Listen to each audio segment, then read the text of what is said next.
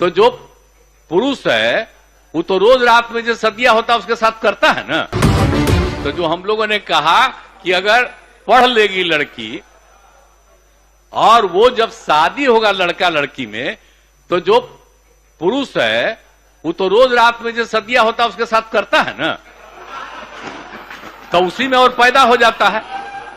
और लड़की पढ़ लेती है तो हमको मालूम था कि वो करेगा ठीक है, लेकिन अंतिम में भीतर मत घुसाओ, उसको बाहर कर दो। करता तो है, तो उसी में अब समझ लीजिए संख्या घट रही है। सकते हैं तो उससे लोगों को बचना चाहिए। तो स्कूलों में पढ़ाई होती है भाई, साइंस बायोलॉजी ये तो स्कूलों में पढ़ाई होती है, बच्चे पढ़ते हैं भाई।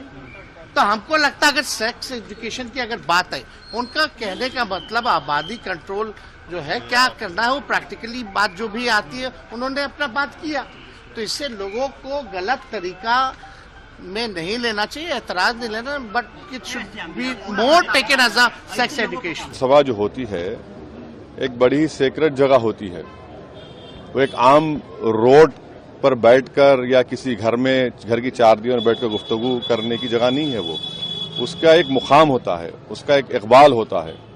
और वो एक प्रदेश के मुख्यमंत्री हैं, वजीर आला हैं, और वहां पर वो इस तरीके से जिस तरीके से उन्होंने कहा है, बिल्कुल ही एक वल्गर किस्म की लैंग्वेज थी।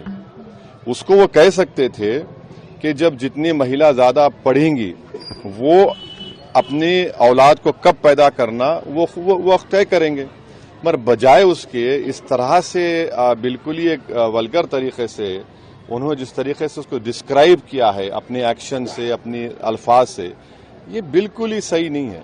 भाई कम से कम आप इस बात का तो लिहाज रखिए कि आप कहां पर खड़े होकर बोल रहे हैं। वो बिहार की विधानसभा है, वो कोई सिनेमा थिएटर नहीं है कि लोग वहां पर कोई पिक्चर देखने आ रहे जिसमें सर्टिफिकेट अडल्ट दिया गया है। ये कोई रोड पर आप नहीं बैठे थे, ये तो समझना चाहिए। वापिस करता हूं इन सब बातों का। अगर इसको हमने यूं ही कुछ बात कहा और उसको ले करके इतनी निंदा हो रही है, तो मैं भाई देखिए, अगर मेरी कोई बात कहना गलत था तो मैं इसके लिए माफी मांगता हूं।